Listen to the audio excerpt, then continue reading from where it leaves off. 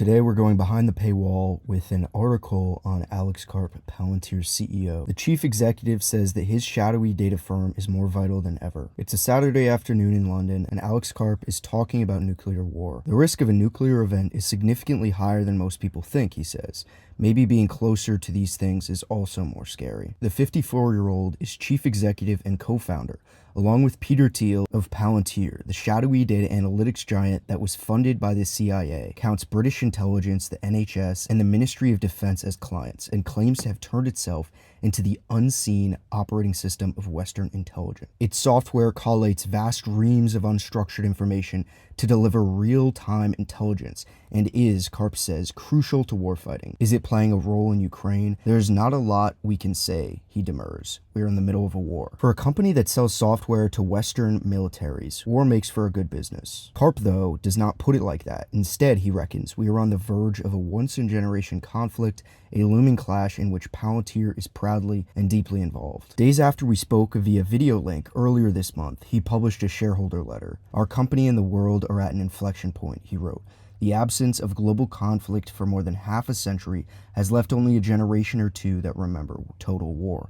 A global pandemic and war in Europe have now conspired to shatter our collective illusions of stability and perpetual peace. We have spent nearly 2 decades preparing for this moment. This is our time, and we intend to seize it. Karp, who set up Palantir in 2003, long ago chose a side. The $17 billion company is unapologetically an ally of Western governments and law enforcement, taking on contracts to, say, track down illegal immigrants in America, analyze data for the Pentagon's drone program, and track the flow of goods across Britain's post-Brexit border. Karp admits, however, that this stance has made Palantir a pariah since inception, among the famously progressive West Coast tech elites, for which he does not hide his disgust. He calls Silicon Valley an island of valueless corporations that has abdicated its duty to provide the best technologies to its government. When Google did not renew its Pentagon contract to analyze drone imagery in 2018, after workers demanded the search giant get out of the business of war, Palantir picked it up. Karp's ad-driven rivals are responsible, he says, for mass cultural ills. 2 years ago, he moved its headquarters from California's Palo Alto, which was subject to regular protests from privacy and civil rights campaigners, to Denver, Colorado. And Karp, who is not married, now resides in a remote patch of the New Hampshire countryside. My nearest neighborhood is 6 kilometers away, he says. I have some chickens that come out and visit me in the morning. He may have hunkered down on the East Coast, but he loves London. Palantir's Soho office is its largest, employing nearly a quarter of the firm's 3,000 employees globally. Some of the most talented people we recruit just want to be here. London is a strong place to build your company. One might think that for Palantir, these are heady times.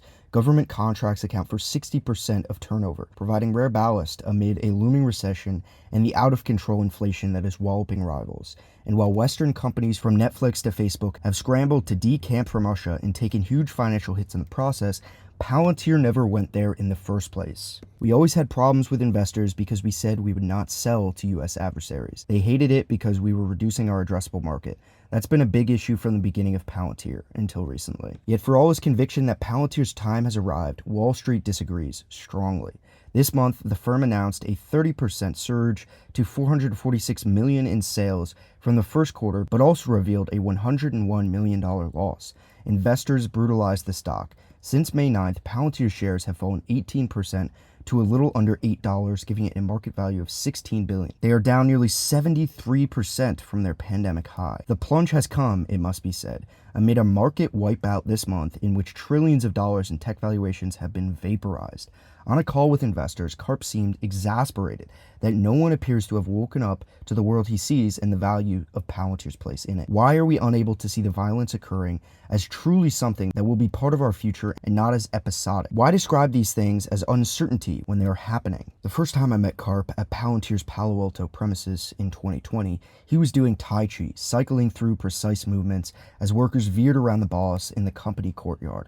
Later, in his office, we spoke about the wooden sword he kept there and practiced with while he drank a juice brought by his assistant. It was a fitting introduction to Karp, who, as long as he can remember, has seen himself as an outsider. He grew up near Philadelphia in a super intellectual, very far-left house as a mixed-race child, his mother an African-American artist, his father a Jewish pediatrician. He went to a lot of protests. It was a very unusual environment, he said, recalling that most of his mother's friends were gay artists. I didn't know what business acumen was, he adds. Karp, studious and introverted, says he always felt different.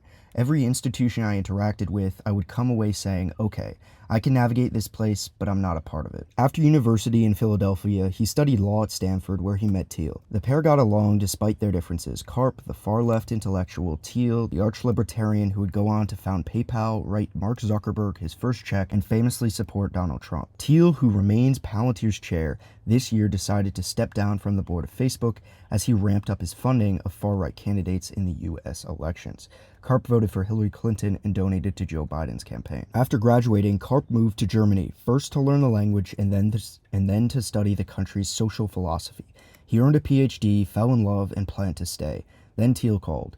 Having sold PayPal, he thought that in the months after 9/11, the payment company's anti-fraud algorithms could be repurposed to fight terrorism. He needed someone to run his new startup, and in 2003, the pair launched Palantir. Palantir's first product was Gotham, a software platform adept at finding needles in haystacks, be they potential terrorists, illegal immigrants, criminals, or mines on roads in Iraq. Its ability to trawl personal data has made it a target of privacy campaigners, who warn that Karp has built a big brother for hire.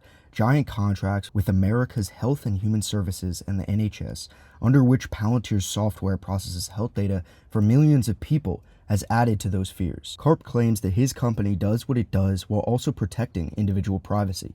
That is the point, he says, because his mission to defend the West means respecting the civil liberties that define it. His professed dedication to privacy goes back to his own sense of being an outsider. If there was any form of fascism, I would be the first person on the wall. He admits, though, nobody believes us. I wish we were better at explaining. The company has since launched other products, principal among them Foundry, which has helped corporations such as BP sort through their mountains of data to make better business decisions. Riding the wave of investor enthusiasm for tech stocks during the pandemic, Palantir floated in September 2020. Karp's eccentricities were on full display at the time. An avid skier, he opened on a virtual investor day with a video himself, clad in spandex, sports glasses, and a helmet, training on wheeled skis. He's a different kind of chief executive, and Palantir is crafted in his image. I don't view us as a normal tech stock, I view us as a hybrid.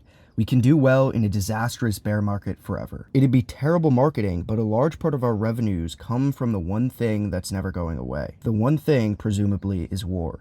Indeed, in his view, doom lurks much closer than we think, and it is up to Palantir to keep it at bay. I am very proud whenever a mainstream person gets elected in Europe. I believe Palantir played a significant role in that because of the terror attacks that would otherwise not have been stopped, leading directly to right-wing votes. For Karp, the stakes are clear, even if they are not for everyone else. So this is from the Sunday Times, who obviously we just read through, did a piece on Alex Karp of Palantir. Got some other information here on the screen. I think it's a good piece and definitely some insight along the way. I hope this was helpful. Leave a like if you found it interesting, and I'll catch you in the next video.